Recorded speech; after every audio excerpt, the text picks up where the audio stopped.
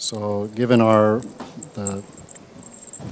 shortage of time, I'll turn things right over to Dr. Dupuy. Thank you very much. Thank you, Mr. Chair. I'm fortunate to have more time than expected, but I will try not to abuse of that time.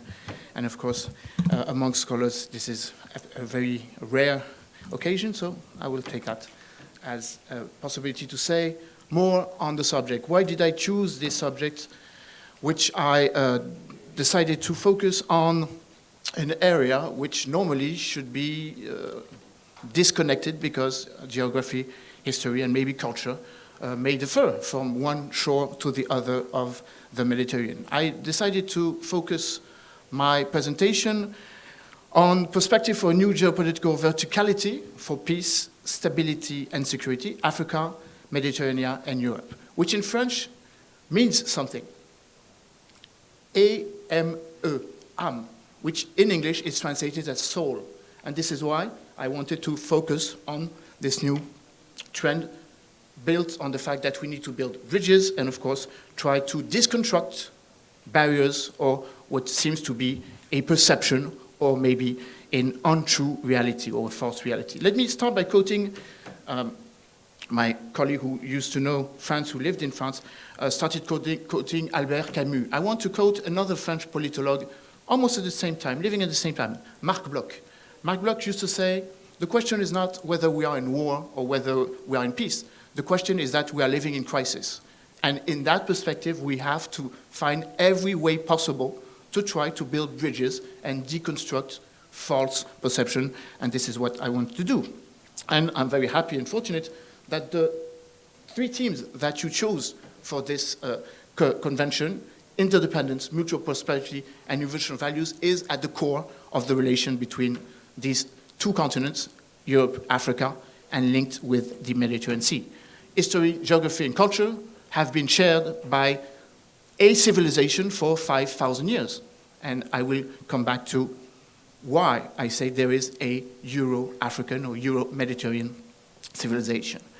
Common prosperity, and of course we have to fight against everything which prevents or burdens this common prospectivity, the notion of asymmetry, again when it comes to tackling what we see as problems, but which may in the future be perspective or a more positive perspective. And of course, universal values, we do share a certain number of what I called common unacceptables. It is unacceptable that people are dying to cross the Mediterranean area, the Mediterranean Sea, to find a better future. 6,200 have died since 2015.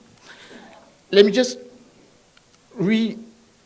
concentrate and saying that the relative weight of Africa on the international agenda is increasing, and I will take, of course, the occasion of speaking both on a European perspective and an African perspective, hoping that my colleague, well, our colleague who should have put the African perspective more on that. Saying that the new European leadership with the von der Leyen Commission has tackled this and announced that at least for 2020, as you very well know, there will be in June 2020 a European Council specially dedicated on the relation between African continent and Europe, because there will be a EU-African Union Summit, the 6th EU-African Summit in 2021. So institutionally, Africa is a milestone of the new agenda of the Commission. The interest of Africa is therefore framed in terms of opportunity. Let me elaborate what are these and what should be these opportunity: economic growth, trade, infrastructure, well, increase in the way we should see infrastructure capacity in Africa, urban development, social dynamism and culture, democratic transition, not only because the Arab Spring happened in 2011, but it is also a space of rivalry between regional powers. Of course, local regional rivalry, Morocco and Algeria, Israel and Palestine, but also global and geopolitical and geoeconomical trends, European Union and China, and I have to say America, in this triangle, we should be taking in consideration that all of this litigation between European Union, China, and United States, or between European Union and Turkey, or when it comes to the Gulf country opposition, namely Kingdom of Saudi Arabia and Qatar, and I should say as well Kingdom of Saudi Arabia and Iran, all take Africa as a sort of new theater of operation. This is to say we are maybe not in a Cold War, but in a new era of crisis management, and this, of course, has to be taken in consideration when it comes to finding the right words and the right institution to take that in consideration for Africa. Let me just start my, and I say, hope not so long presentation by just pinpointing why Africa is important not only for us, but of course for Africa and the rest of the world. First of all, one figure must be in mind. 30% of the exploitation of Africa goes to the European Union, which is not true in the other way around, because only 3% of the EU exports go to Africa. So there is this asymmetry against which we must fight very actively.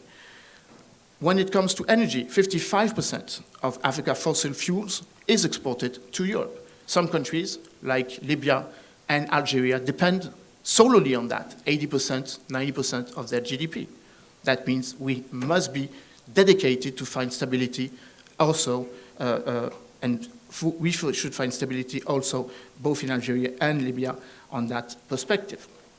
And of course, we have to assess that 40% of the latest and the biggest energy reserves, gas and oil, have been all found in Africa. In the northeast of Mozambique, this is why there is a fueling rebellion in Cabo Delgado. Of course, as you very well know, in the shores, outside the shores of Senegal and Mauritania, and of course not to mention the huge Leviathan gas facility, gas perspective in the large of Egypt, both large of Egypt, Libya, and of course in Syria. So of course Syria, Lebanon, and Israel. So I think this is important to have in mind. Other perspective I want to mention is the question of migration, but I will come to that. 22.3 million people external people who are living amongst Europe, of course, let me rephrase that, 22.3 million people, 4.4% of the 513 million people living in the European Union were non-EU citizens, according, again, to the latest figures by the EU Commission. 50% of the non-EU migrants came from Africa, broadly 10 million inhabitants. 50% of these migrants come from Maghreb. These are the figures I wanted to pinpoint in the beginning of my presentation. As Ursula von der Leyen mentioned it, the new European Commission President, in her political guidelines for the next Commission, 2019-2024, I will quote her, Europe should to have a comprehensive strategy to Africa, on Africa, our close neighbor and our most natural partner. It is a continent full of opportunity and potential for cooperation for business. It will become home to the youngest, fastest growing middle class in the world, with private consumption expected to reach 2 trillion a year by 2025. We must make the most of the political, economical, and investment opportunities that these changes will bring. I resume that in saying it is not only in the interest of the Europeans, but in the interest of the Europeans and the Africans to, of course, take these wonderful opportunities. Another factor that invites us to pay more attention is the insecurity nexus between the Maghreb and Africa. Of course, with the Sahel being the most obvious case. Of course, we must have in mind that when you have countries spending 20% of their GDP for security, which is the case in Mali, which is the case in Niger, which is the case in Burkina Faso, it, of course, burdens the capacity of these countries to tackle the real economical perspective. 80% of the job creation in Africa is in agriculture, and of course, we must understand, as the Prime Minister Bengi said it this morning, that we must help Sahel because this is where I think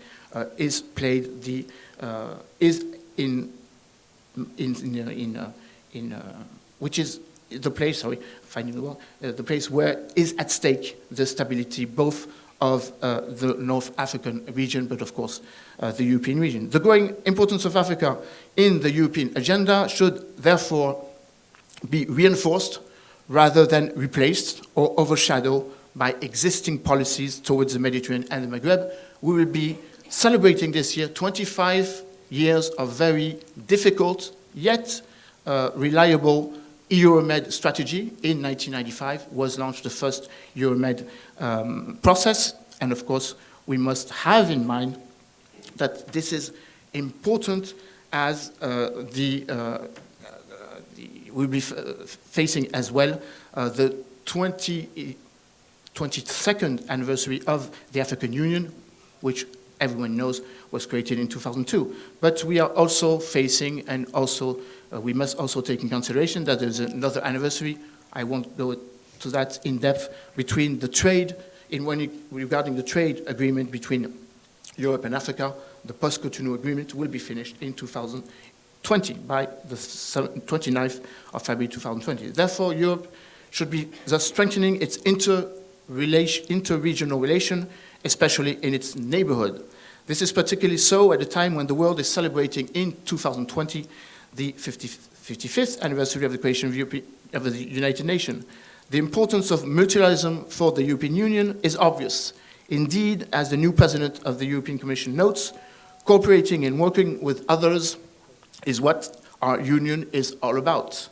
This is why Europe will always lead the way when it comes to upholding and, where necessary, updating the rules-based global order. I think this is a starting point on which gives us a lot of possibility to discuss. In a world driven away from multilateralism, inter-regional relations will become increasingly important. This is especially so regarding Eurasia. I won't tackle on that, East Asia, and I will focus more on MENA, Middle East, North Africa, and the sub-Saharan Africa. The European Union should therefore not make the mistake of thinking that the only way it can be a player in the contemporary order is becoming a realpolitik-driven geopolitical player itself.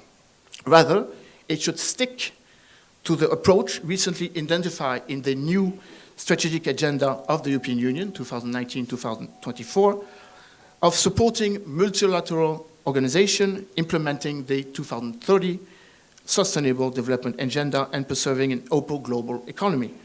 Furthermore, if the European Union really believes it has an international role to play, it is and should be a more relevant and more robust internationalist value defender, it should stick to that agenda. The goal should be, therefore, for Europe not to be geo-sustainable, but not to be geopolitically driven to realpolitik. Furthermore, we should also take in consideration that we don't need more organization, we don't need new ways of finding the path for a better relation between the continents. Let me rephrase that in the question of the Mediterranean. A union of project and not a project of union. This is what we said in 2008 when we decided to reboost and relaunch the Mediterranean Union, which was created under the authority of France, French President Emmanuel Macron in July 2008. There is definitely a multilateral fatigue, and of course this has to take in consideration that it's not about new organization, but putting new persons, new personality, to build a polygovernance, to build plurality, or to bring in plurality in existing multicultural organization. Where are, and this was a question that was raised by a pastor, the faith-based organization inside the international system? How should we take in consideration the role models, the new leadership coming from science, culture? Where do we have a place where leaders discuss with Nobel Prize, or where scientific, like us, have a way not only to say, but a matter of maybe doing things, and of course advising, and maybe taking the fact that the leadership should take that in consideration. The EU, therefore, should also take in consideration that the strengthening of multilateralism in the absence of existing leadership, past leadership, US or coming leadership, Chinese leadership, should, of course, abide us to find new paths. Yes, I will try to quote with that. Again, Ursula von der Leyen said, cooperating and working with others is what our union is all about. Multilateralism must change, I mentioned that. It needs to adapt to the growing hybridity in international relations, becoming less bureaucratic, and be more open to non-state actors. Again, I will not continue on that perspective. A new multipolar system will require new rules, or at least reform the old rules, and again, contextualized in a rules-based order, preferences emanating from long-standing liberal democratic norms, which still have considerable purchase, and of course to Europe, but again, Europe could and should remain a laboratory of multilateralism and multi-level governance if it takes that in consideration. Europe should also recognize that the events across the Mediterranean will have an adverse impact in the longer run if sustainable governance and growth and development strategy cannot be put in place to contain the pressure and put pressure both on economic and political migration. Let's talk, therefore, less of Europe as a cultural superpower, and more talk of pragmatic partnership and business potential that takes the relation between a regional colonial legacy, and of course that will change considerably the atmospherics of the relations. It's not only because we have a 14 kilometers barrier that we share a certain number of values, and again, I wanted to mention the fact that we are living in a civilization which has cross-border or which does not know the notion of border. The development of a continent-to-continent relation, North and South Sub-Saharan Africa, should be treated as a single entity, and it should be treated as a single entity as the Africans are working very precisely, and I should add very rapidly on that, the African Continental Free Trade Agreement will change everything. There is a market of 1.2 billion Africans, $1 trillion of business opportunity, and of course this brings us to consider the fact that if the Africans are united, then the Europeans should be united as well, and this is of course a debate. And this is utmost a debate when there will be not more than 600 million Europeans by the end of the century, when there will be 2.4 or 2.5 billion Africans. The growth of the people's growth in Europe is not more than 4% a year. The growth of Maghreb is 40%. When if you take into consideration that the average level of child born in Europe is 1.7, the average on the African continent is 4.3. In some countries like Niger, 7.7. Niger will have 100 billion inhabitants by the end of the century. And of course, this is an opportunity, but as well a challenge. I will go very rapidly since I only have 2 minutes left, pinpointing the fact that focusing more and more precisely and more rapidly, I should add, on migration. I do believe that migration is an opportunity. As I mentioned prior, we should not consider migration as a problem, but again, as a wonderful opportunity. A professor, a Duke professor, Stephen Smith, spoke about the fact that 25% of the population living in Europe will be non-European.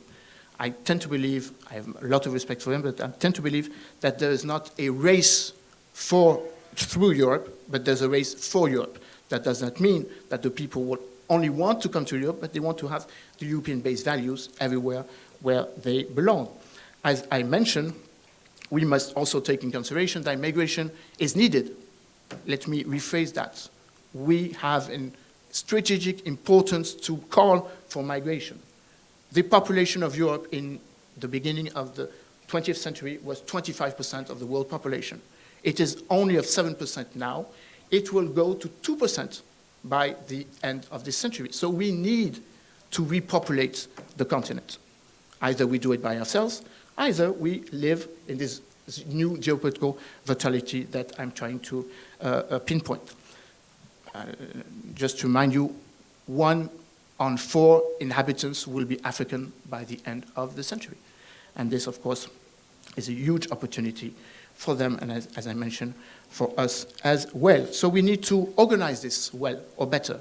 And this is why there are 2 dynamics that we have to take in consideration. The Marrakesh Pact calling for, quote, secure, organized, and regular migration. Just reminding us that migration is a civilizational factor. People try to move from one place to the other. By the way, 75% of the migration on the African continent do not cross neither the Atlantic, neither the Indian Ocean, neither the Mediterranean, but are continental based. So we have to take that in consideration. 0 minutes, wow, what can I say in 0 minutes? I don't know. But I will just definitely say one last idea. And this last idea is based on the fact that I think the worst thing we should do talking about the African continent, or the best thing we should advocate talking or mentioning the relation or the quest, the necessity to have a more integrated intercontinental perspective, vertical, but it can be horizontal. Eurasian reality is about that, is saying that we should not do the mistakes we have done in the last 20 or 30 years, which is to try to confront, try to contain, try to oppose our opponents or adversaries outside of the battlefield. Let me just simplify that. Africa is becoming the new battlefield of the opposition we don't want to face directly. When we want to address, and this is again a French speaking, I just mention in 1 minute the narrative of the president. Why do Emmanuel Macron is opposing or saying that Russia is a illegal, the phrase is illegal passenger of globalization? Americans, Donald Trump mentioned world states, or states, quoting, acting as mercenary when speaking about Russia, is because, of course, it is on the African soil that this containment, this opposition is a reality. It's both a reality when it comes to Russia, Turkey nowadays, of course, taking into consideration Libya, and China. So let's not do the same mistake, and let's not forget that the African continent is a continent of opportunity. And if it is a continent of opportunity, it's not only our opportunities, but theirs. Of course, we have a special dedication. It's not only because history, it's not only about, 200 years of history. It's not only about geography, 14 kilometers between Algeciras and Tangiers. It is because the interconnection of what we're facing, migration, terrorism, this interconnectivity when it comes to economical perspective, offers opportunity for both sides. They are our partners, they are our neighbors, and this is why maybe the new trend when you have less American engagement is a wonderful opportunity for Europe to exist where it stands. And of course, I do believe that the southern border is the place where we can have maybe this robust and more perennial European policy perspective. Said very briefly. Very briefly.